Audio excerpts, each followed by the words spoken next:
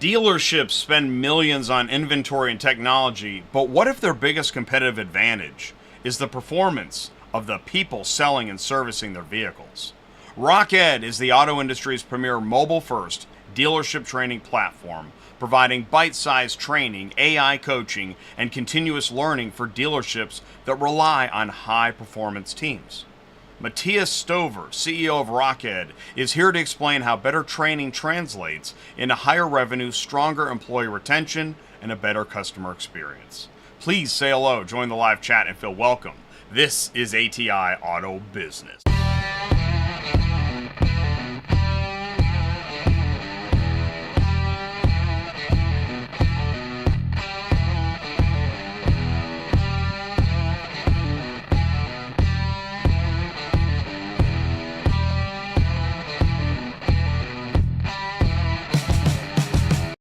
What's up, ecosystem? Welcome back to ATI Auto Business, Automotive Ecosystem, where everyone learns more about the automotive industry. My feature guest tonight is Matthias Stoever, and we are talking about RockED Mobile First Dealer Tech School Auto Training Platform. Matthias is waiting in the wings as I talk about RockED, why you need modern sales training.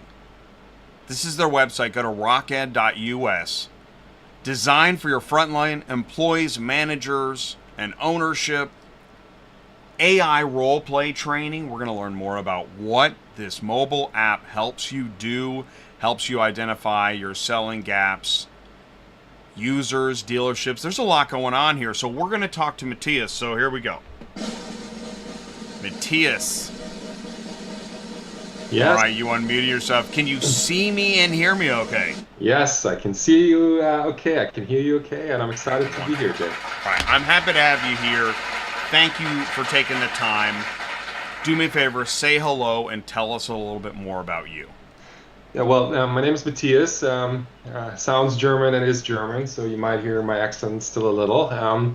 Born and raised in Germany. Had the chance to move here with my family a few years ago. Excited to live in Florida now and start a business here. And a few years ago, and I think it was at the tail end of COVID in 2021, me and my co-founders, we came together and we realized that there is an opportunity to help dealerships and their staff and the entire ecosystem to be more successful. My background was in car rental before, very organized when it comes to training and performance management. My co-founders were more in the healthcare or the automotive space, the dealership space, and we all came together and we realized that there is an opportunity to make dealerships more successful by helping them make their people more successful. And that's what we started 5 years ago, and that's the mission that we've been doubling down on since then. So I keep thinking of video. Mobile first app-based training. What does that mean? Well, of course, that is the product. That is ultimately how we make people more successful. I think that where we started is actually more looking at, like, why do we even need to think about people in the dealership? And if you look at, let's say, a typical dollar of revenue, right, that a dealership makes, regardless of whether that's in sales and service and parts and used cars and F&I, like every dollar that a dealership makes is typically touched by 3, 4, 5, sometimes 6 people, right? Think of your porters, your salespeople, your F&I managers, your service advisors, your techs, right? There are so many people involved in for every dollar of revenue that a dealership makes, and sometimes we felt that the ecosystem like focuses on everything but the people in the dealership, and that's why you have a lot of high turnover. I think there's a Gallup trust rating. I like to quote that sometimes in my sales pitches. I think there's 2 professions that have a very low trust rating, and that's members of Congress and car salespeople. And I think members of Congress just recently got there. Car salespeople probably always had a low trust rating, and I think that has a lot to do with how we empower people in the industry. Why do we have such high turnover? Why do we have low trust rating? I think it's a wonderful industry. It's very entrepreneurial. As an immigrant here, I can say it's an industry where the American dream is very, very much still intact. And but I think we can all do better. by supporting the people in this industry, but making it easier for people to get into the industry. And that's why we started the company. And then what we're ultimately doing and how we thought we can be different is, of course, to build a product that is modern, that doubles down on what we're doing all day, right? We're all consuming content on our phones. We're always texting. We're always messaging. We have shorter attention spans than ever. And that's what we built the product around. And that's why it focuses a lot on videos and interactions. That's why it's mobile. It's an app that you can download. But the goal is ultimately to make people in a dealership more successful. You said a lot there, and I like what you said, and you hit a lot of points. So I think what I want to say is I like how you address. I think there's an elephant in the room oftentimes where I hear, oh, your otter wants to join us. Okay, cool. Where I hear that dealers are great and that's fine, but it's high pressure, high turnover in many cases, regardless of how great or ungrate Recording it is. My point is, it's I cool. can take Hey, this. gotta Sorry. love AI. It's here. This is my this is my note taker. I'll It's quickly take it fine. out. Take notes. Um, you know, and maybe the note taker needs to hear what I have to say because so I'm Recording stopped. I can be. This is so AI. This is awesome. I can feel, sometimes I feel like I'm in opposite land when I hear talk about dealerships and training and people, and I just want to hear the truth, which is it's got to be high pressure. Logistics is high pressure, high turnover, and I think dealerships are probably that way too. Because of that, you really do need training all the time. If there wasn't high turnover, you'd still need continuing education. Even lawyers have that. So I understand, I think, talking to you, the need for training more. This is actually one of the gaps I find in so many people I talk to, is if everything is such roses, why do you need half of what you say you're talking about? But it's not roses, right? No, I think it's like I think the reason if you ask any successful dealer, anybody who runs large dealership groups, and you ask them what makes you successful or what has made you successful, dealers will say my people, right? And that is the first answer they give you. And they might mention their OEMs, they might mention that they had people that helped them, but the first reason that every dealer says is what makes them what allowed their success and what made allowed them to grow is their people. And I think that sometimes, yeah, sometimes that gets overlooked, and it's not all roses. It's a Right. complex, And high pressure environment. people don't walk in the door and they're great. They need training, no matter how good they are, no matter where they came from. They need to know how you do things or how to do things better or how to collaborate or what other people do. How have you been able to, you and your partners, been able to build something so effective at something high turnover, high pressure, and so hard to understand? Yeah. I think you got to meet people where they're at, and I think we always like to say that we want to be in the flow of work, right? So a car dealership is long days, things might be happening all the time, but there's also a fair amount of downtime in every environment. The technician might be waiting for parts. The service advisor might not have a lot of customers during lunchtime. Like a salesperson needs to wait between in appointments, right? It's an environment that peaks a lot.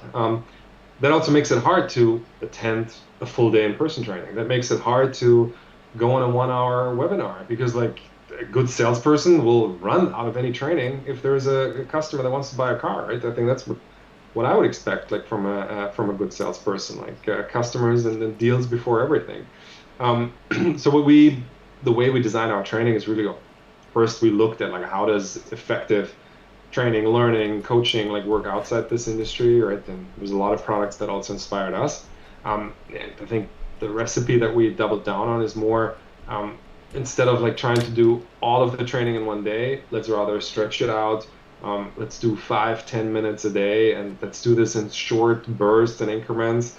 Because also 5 or 10 minutes a day, right? If let's say you do 10 minutes a day, that's almost an hour a week. That's 4 or 5 hours of training in a month. That's as if you were gone for a full week from your dealership over the course of a year. But you've made it happen in like two, three training sessions of just a few minutes a day, like time that you typically don't notice. I think our biggest competition is not other training. Like we like to complement in-person training. We like to complement longer form training.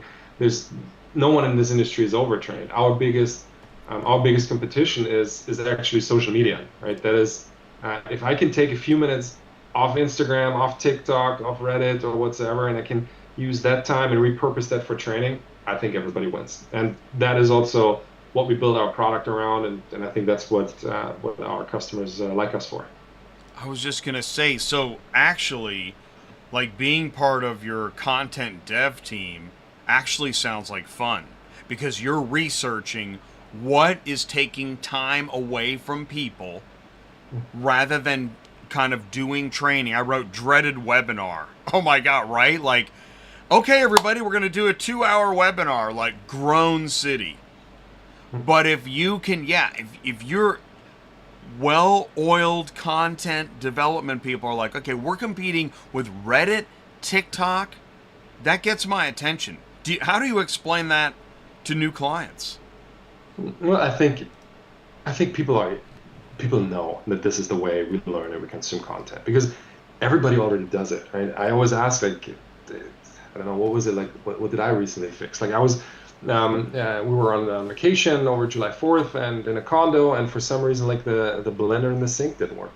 Like, I have no idea how to fix the blender in the sink, so I had the option between YouTube or calling somebody for probably a couple of $100. So I went on YouTube. I figured out like how a blender works. I just needed like I think the blades were stuck, and I watched a 2-minute video, and I had a basic understanding of how to fix a blender. Luckily, it wasn't a big electric malfunction. It was just like something that was stuck.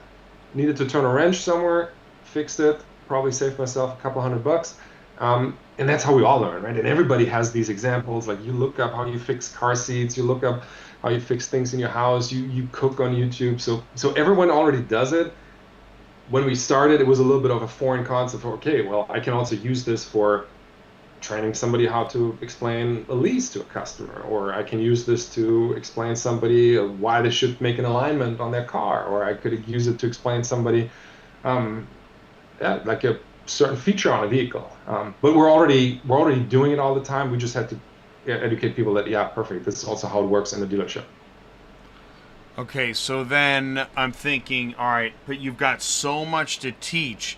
Is it difficult to figure out how to bring it down into bite-sized chunks and then produce that content? And then that sounds like a lot of work. I mean, it's like now we have a lot of practice in it. I think our first, I'm not going to show anyone our first videos that were pretty embarrassing. So it also took us like a lot That's of what a practice, real right? content And person we would also say. Yeah. we also had to train Yeah. ourselves, right? It's like telling a good joke. If you need a long time to tell a joke, like that joke better be really good. So I think it's the shorter you are, the more you can bring things, make things short and be on the point. I think the better also your scripts will be because oftentimes you can explain the same thing in a 20-minute video or in a 2-minute video. Do you then, let's say you've got a new client, they're like, wow, this really sounds good, which if I was a new client, I'd think, because who doesn't need to train people on things? I can, is there, wouldn't it be everybody? No, everybody needs to train, right? And everybody trains all the time, right? Like professional sports people train. If we want to learn a language, we train.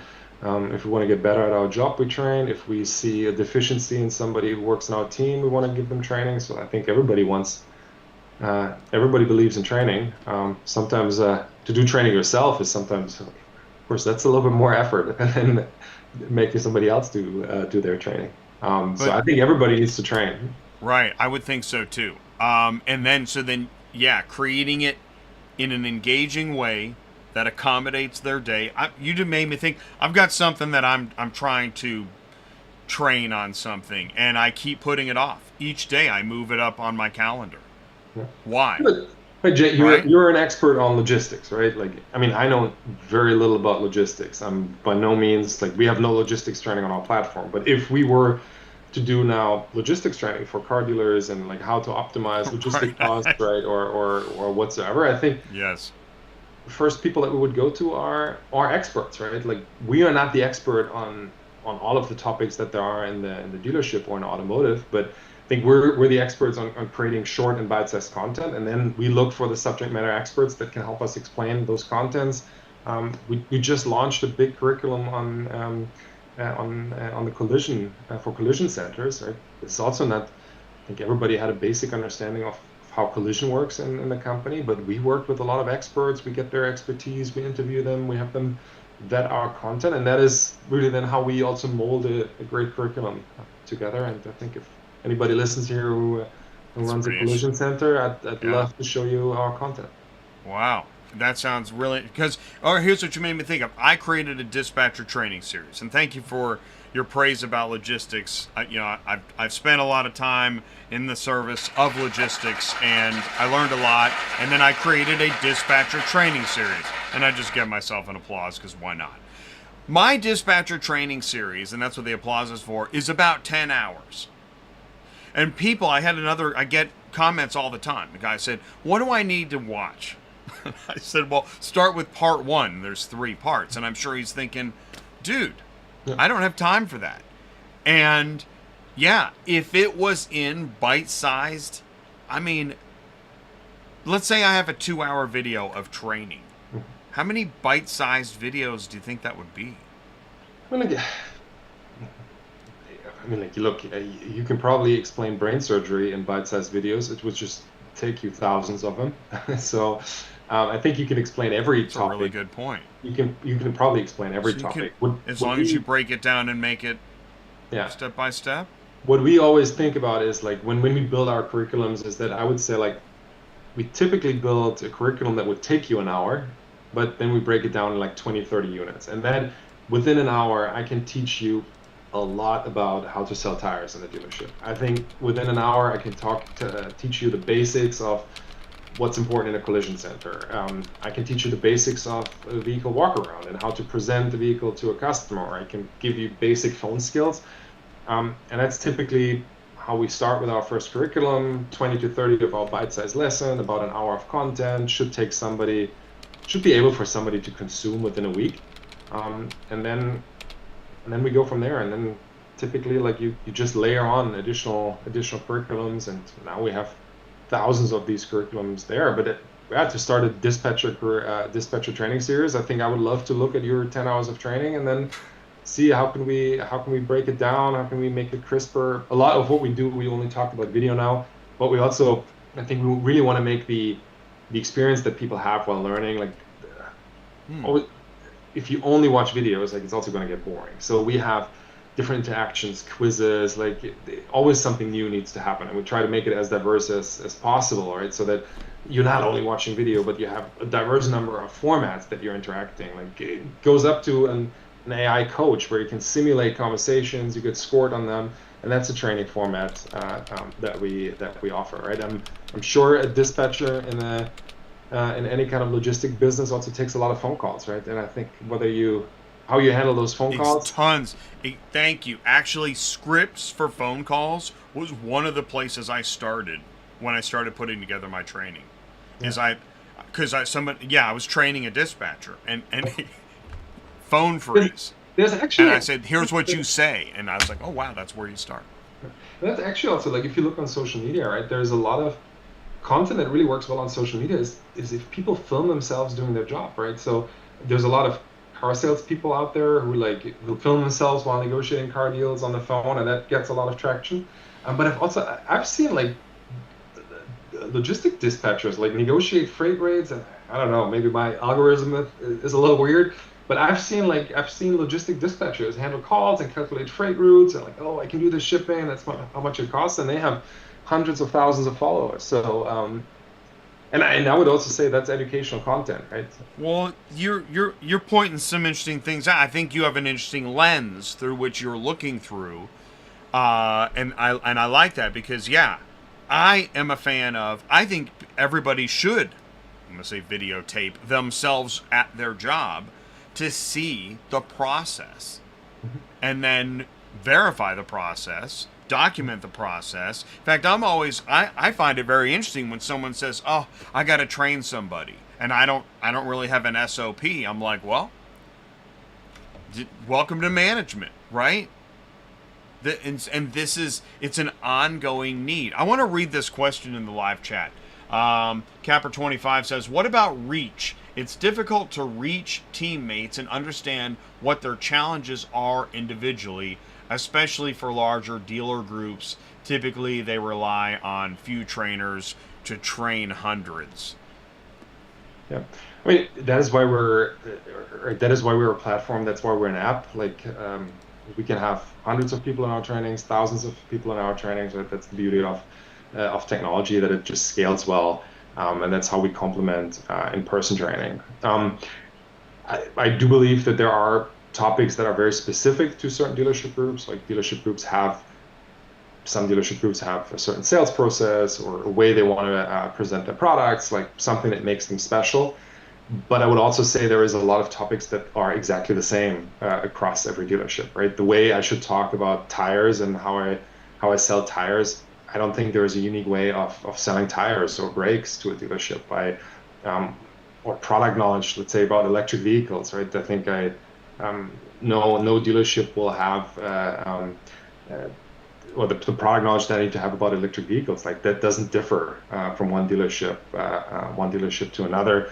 Compliance training, the same, I think, is also very, very similar across dealerships. So that's how we build out the platform. We have a lot of content that I would say works across the entire industry and covers a lot of the basics, is brand agnostic. And then we also work with especially larger dealership groups that want to have like really their specific way of let's say phone skills to be presented on the app, or there are dealership groups that don't negotiate, right? They have a one price model, and of course this is something that's not the norm in the industry, and that is then something that the dealership group can develop together with us and can train their people specifically on the way that they do business. But it's always a mix, right? Like again, like if I also for sales training. Right, there's a lot of great sales training on YouTube, on other platforms that I would say works for every salesperson that's in, whether it's car sales, on software sales, and then there are some nuances that are maybe very specific to your sector, your industry, or your product. You've got, I don't know the dealership structure of people, right? The HR company structure. I'm guessing you do. I'm also guessing that within that structure, some of the departments are larger than others. I'm thinking sales, maybe service. And so then within those departments, you can identify kind of learning trees of modules. And am I close? Is that kind of, yeah. Yeah, absolutely. Right. I think, let's say, okay, I'm in Florida, it's 8:30, but let's say if I was in California today, maybe there's still a chance I could get hired today as a salesperson, right? So where do I start if I have no background, right, in sales, right? And I think sometimes people who have never worked in car sales are actually tend to be a little bit more successful than people who've already been in the industry for a long time. So we always meet every learner where they're at. If you are, let's say you worked in hospitality before, you're great with clients, but you have no clue about cars or you have no clue about the dealership, we meet you there and we explain you the basics of a car. We explain you the basics of the sales process. We explain you what is a GM, what does F&I stand for, what is the VSC, and why does it matter so much for people in F&I. We'll get you all the basics and all the lingo that you need. And then we built on that, and then we teach you phone skills, and then we talk to you about like vehicle presentation and how to overcome or address certain objections. And maybe if you've already been in the business for a year or two, maybe you just feel I'm stuck, like I'm not getting across cars a month threshold. So yeah, then let's rather work on objection handling. Let's work on vehicle presentation. Or maybe you feel like, hey, I'm really good at what I'm doing, but I don't think that's the end for me in my career. I want to get into leadership. How do I start there? Or I want to shift into a different part of the business. Maybe I'm a technician. I want to become a service advisor. I think we build out all these paths and curriculums for people in all kinds of different roles. But I think we need logistics training, Jay. So, you're making me think about, okay, I'm trying to think of that competitive reality game show, The Great Race or whatever. But, this is going through my mind as you're talking, and you just said about logistics. You could have a dealer going through mobile app based training to load a vehicle to be a car hauler, while a car hauler goes through mobile app training and tries to sell a car. And they could be competing live to see who can learn and do. Anyways, that's what went through my head just now. But I mean, because this is something you can gamify. Yeah, absolutely. And I think, right, that's also like, that is what makes a lot of products that we have on our phone very sticky, right? It could be fitness apps like a Peloton, a Strava. The gamification is a key part of how those apps keep you on track when it comes to your fitness, right? Also, like a lot of like, look at all the prediction markets, like they're very gamified. Like they hook you up, gambling apps, right? It's all very gamified, whether that's good or bad. But I think those are things that work. And of course, those are also things that we then use in our product because yeah, using gamification, using leaderboards, using competitiveness, using like a sense of belonging or a sense of progression, right? Those are very talked to a friend of mine, like he was a game designer, and he said like it's all about like addressing very basic human instincts. That is what makes products sticky. So I'm not building a gambling app. I think we're building an automotive learning app. I feel like I wanna use those basic human instincts, but I want to I'm not leverage building them a for. gambling app. I don't want Yeah, of course. But I don't want Duolingo, people I to lose talked their about money on my Duolingo. product. Yeah, I want them right. actually to use my product to make more money. Whether you then put that in your 401k or you gamble for it, well, it's a free country, so you do whatever you want with it. Well, if you can build, there's probably some basics like when you watch TikTok, there are how to recipe videos, and it's just one after another, and they're really good. Yeah, And so we know there's an instinct. We like to learn quickly in a high quality way, yeah, right? There's some fundamental psychological principles involved with good training.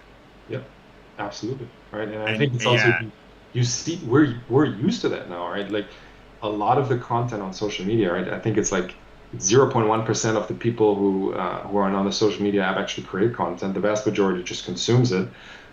So that means that there's very few creators, but they create very high quality content, right? That's why, yeah, I think up to someone like Mr. Beast, right, has hundreds of millions of views because he just produces very high quality content. And I think that's what we're used to now. As if I'm picking up my phone, I'm used to watching very high quality content. And of course, that is where, let's say, corporate training, compliance training, like of course, like oftentimes training content is not like of the quality of what Mr. Beast or other social media creators I'm glad create. you brought this up. And that is what, but I think that also, that is what we, I don't know if our content is as engaging as Mr. Beast, but I still Well, think like the quality of content that we see on social media, that's also is what we see as the bar for what good looks like for us. well, so one of the things that I tend to talk about because I've been in content forever, and a problem that's been forever is that I've never known an audience that didn't think they were truly media savvy. Even back in the 80s, everyone's a film critic or, this or that. And I don't mean to get mean about it, but when you produce content, people are pretty critical about the content. And sometimes there's a need for speed and just conveying a message. It's not a long tracking shot. Scorsese wasn't available that day. So that's one of the things. There's this high demand for super high quality, even though, well, this could be a pretty simple video about a basic concept. Yeah, I mean, look, I love Interstellar. My wife hates it. Like, you will never create content that everybody loves. So I think you gotta appeal to your audience. Well Of course, done. like our Yeah. our content, and I think that's what we aim for is to provide content that actually gives somebody meaningful advice, and where somebody says, okay, because I watched this video, what lies ahead of me now in my day? Maybe there's a talk track, there's a thought in there that makes me more successful in my day. That's what we're aiming for in our content. But completely agree, we get ratings. on our content. Some of our content stinks to some people, and others love it, and And in we're trying fact, to evolve as best as possible. the video you watched where the guy was fixing the blender could have been completely off angle, a Dutch shot, and there's trash in the background, and you don't care as long as you're going to be able to fix your blender. Yeah, exactly. That's pretty interesting. And what I didn't know about the blender, there's a big screw in the middle of the blender, and like put a wrench in there, you can unlock it, and that like unlocks the blades, and that's all I needed to learn from that. I didn't even watch 2 minutes. I watched like 45 seconds, and then I knew how to fix my blender. And that's another thing too, is that I think the more content, because here we are. This is we've already been talking for 30 minutes, so clearly I'm not following the mobile first bite-sized content rules, which I don't follow those. But if over time producing these high impact teaching videos, you get right to the point, don't you? Yeah. Yeah, look, this is also like what we're doing here is a different format, right? I mean, there are podcasts that are hours and hours long, right? Some podcasts are 7, 8 hours long, and they have an audience and people listen to it, maybe not in one go. So I don't think, right, again, like I think there needs to be a lot of different formats, and they need to be long form and short form formats. There need to be content format that are more dialogue. They need to be formats where you listen to an expert. I think no one wants to just listen to the same Like form. what did you eat? How was your weekend? We didn't do any of that. Yeah, look at it on Netflix, right? Like they also like bring all kinds of content formats and different shows and types in front of you, because if you only watch the same stuff, you'll just get bored. You know, it's interesting. I'm going to bring up my personal beef with Netflix right now, okay? Okay, what happened? I feel like for as many movies as they have, I keep seeing the same 10 titles every time I go through their. Even though it's a different category, it's the same titles. I'm glad I got that out of the way. Yeah, well, I don't know. Like, then somebody I know, like, Netflix is a company that's probably spent billions on their recommendation algorithm, because I think that's the number one metric that they're after. That you open the Yeah. app, you see something, and I don't know if they probably within the first 10, 20 seconds they want you to pick something. And if you don't see something that excites you, I think their Well, algorithm. then they hate me. I spend minutes. I go through everything, and when I see Interstellar advertised 5 times across 10 categories, I'm like, why? You So don't I have can use more movies? the format that I love is like watch for American law movies. I think there's great movies from the 60s to today, like all kinds of I've gotten into lawyers, documentaries. judges. There's a lot of great shows. 12 Angry Men is a great one. 12 Angry Men, interesting. What do you know what year that was? That was a play too, right? Yes, I would say it's black and 60s? white. 50s? Yeah. Good one. I did see that recently come up. But I find myself, I'll go to YouTube TV and look. But what we're talking about, skipping what we want to watch, this is actually important, is that when you're having your somebody surfing your content, the way you serve it, I suppose a lot of thought goes into that too, huh? Yeah, it's key for us too, right? We want to make sure that if you open our app, like we recommend you something meaningful. I don't think we're at the level yet of Netflix, but that's a big part of our Well, product. I You don't have open a the app, problem with that. you So open, do you ask a few questions about the user so you can start to hone in on yeah, we know, maybe? like, if a user wants to, they tell us which role they are at, right? Of course, like if you're a seasoned service advisor or you are a junior salesperson, like completely different content should be relevant to you. So we use those pieces of information to recommend content based on your role, based on your tenure, to people. Final thought. I asked you, is training competitive? And that was a loaded question because I think it is. And you said not app based. Well, I would say, like, I mean, question is life competitive? I would say yes. So I think if you wanna be successful in any form of competition, I think training is the best way to get there. Especially even if you're blessed with a ton of talent, right? Look at the World Cup right now. why are Messi and Ronaldo and some people, why are they still Spain able to just beat France just now. Yeah. yeah. What? So They're still able to compete because they just train harder than anybody else. They take better care of their body. And I think so if you believe that if you believe in competition, you also have to believe in training. but you, I think, because what I'm getting at is, I think you pointed out that while there may be a lot of training out there, what you're doing, mobile first, app based training, is you're finding people where they are, where they exist. This is not a dreaded webinar that everybody's got to find time and show up in a room. I like that. I think that's different. I Yeah, haven't heard and I people think talk that's about also that. where I think this is the kind of like the angle that we chose for us. This is where we wanted to be different. This is also where we felt this doesn't exist. Like all forms of training, like no one is overtrained in this industry. Training can be one-on-one coaching, that's in person. Training can be a webinar, training can be in person at a location. I think all forms of training have their have impact, have different pros and cons. We just chose to like we just want to be there every day, very casual. It's not taking time away from your time with customers or anything else. It's more that's like going to the gym every day for a quick workout. That's our program that we want. Right. And then later on, you can take everybody from the gym in one room and do the Yeah. big. Yeah, right. So there, once again, there's a time and a place, and all different forms coexist. You know, Matthias, this was a really enjoyable interview. You are very engaging, thinking on your feet. You already knew that, but I want to thank you for taking the time to talk with me more and tell me more, make me really want to get to learn more about RockEd.